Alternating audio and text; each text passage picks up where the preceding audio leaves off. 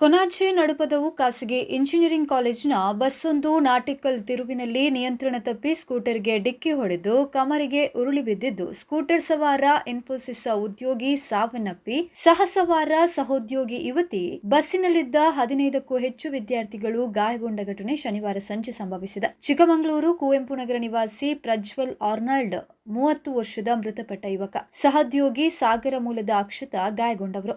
Konaje Kambala ಪದವಿನಲ್ಲಿರುವ Infosys BPO ವಿಭಾಗದಲ್ಲಿ ಕಾರ್ಯನಿರ್ವಹಿಸ್ತಾ ಇದ್ದ ಪ್ರಜ್ವಲ್ ಕೆಲಸ ಮುಗಿಸಿ ತನ್ನ ಸಹೋದ್ಯೋಗಿಯೊಂದಿಗೆ ಮಂಗಳೂರು ಕಡೆ ಸಂಚರಿಸ್ತಾ ಇದ್ರು. ಇಂಜಿನಿಯರಿಂಗ್ ಕಾಲೇಜಿನ ಬಸ್ ಮಂಗಳೂರು ಕಡೆಗೆ ಅತಿ ವೇಗವಾಗಿ ಅಜಾಗರೂಕತೆಯಿಂದ ಸಂಚರಿಸಿ ಸ್ಕೂಟರ್ಗೆ ಹಿಂಬದಿಯಿಂದ ಡಿಕ್ಕಿ ಹೊಡೆದು ಬಳಿಕ ಚಾಲಕನ ನಿಯಂತ್ರಣ ತಪ್ಪಿ ಕಮರಿಗೆ ಉರುಳಿದೆ. ಈ ವೇಳೆ ಬಸ್ಸಿನಡಿಗೆ ಸ್ಕೂಟರ್ನೊಂದಿಗೆ ಸವಾರರು ಸಿಲುಕಿದ್ದು, ಸ್ಥಳೀಯರು ಕ್ರೇನ್ ತರಿಸಿ ಬಸ್ಸನ್ನ ಮೇಲಕ್ಕೆತ್ತಿ ಇಬ್ಬರನ್ನ ಆಸ್ಪತ್ರೆಗೆ ದಾಖಲಿಸಿದ್ದಾರೆ. ಆದರೆ ಪ್ರಜ್ವಲ್ ಆರ್ನಾಲ್ಡ್ ಚಿಕಿತ್ಸೆ ಫಲಕಾರಿಯಾಗದೆ ಸಾವನ್ನಪ್ಪಿದ್ದಾರೆ. ಬಸ್ಸಿನ ಎಮರ್ಜೆನ್ಸಿ ಬಾಗಿಲಿನ ಮೂಲಕ ವಿದ್ಯಾರ್ಥಿಗಳನ್ನ ಹೊರತೆಗೆಯಲಾಗಿದ್ದು, ತರಚು ಗಾಯಗಳೊಂದಿಗೆ ಪಾರಾಗಿದ್ದಾರೆ. ಮಂಗಳೂರು ದಕ್ಷಿಣ ಸಂಚಾರ ಠಾಣಾ ಪೊಲೀಸರು ಪ್ರಕರಣ ದಾಖಲಿಸಿಕೊಂಡಿದ್ದಾರೆ. ಇನ್ನು ಬಸ್ ಬ್ರೇಕ್ ವೈಫಲ್ಯಕ್ಕೀಡಾಗಿ ಘಟನೆ ಸಂಭವಿಸಿದೆ ಎಂದು ಸ್ಥಳೀಯರು ಹೇಳ್ತಾ ಇದ್ದಾರೆ. ಪೊಲೀಸರು ತನಿಖೆಯನ್ನ ನಡೆಸಿದ್ದಾರೆ. ಸಂಜೆಯ ವೇಳೆ ಘಟನೆ ನಡೆದ ಕಾರಣ ವಾಹನ ದಟ್ಟಣೆಯಿಂದ ಸ್ವಲ್ಪ ಕಾಲ ಸಂಚಾರ ಸ್ಥಗಿತಗೊಂಡಿದೆ. ಬಳಿಕ ಪೊಲೀಸರು ಮತ್ತು ಸ್ಥಳೀಯರು ಸುಗಮ ಸಂಚಾರಕ್ಕೆ ವ್ಯವಸ್ಥೆಯನ್ನು ಕೂಡ ಮಾಡಿಕೊಟ್ಟಿದ್ದಾರೆ.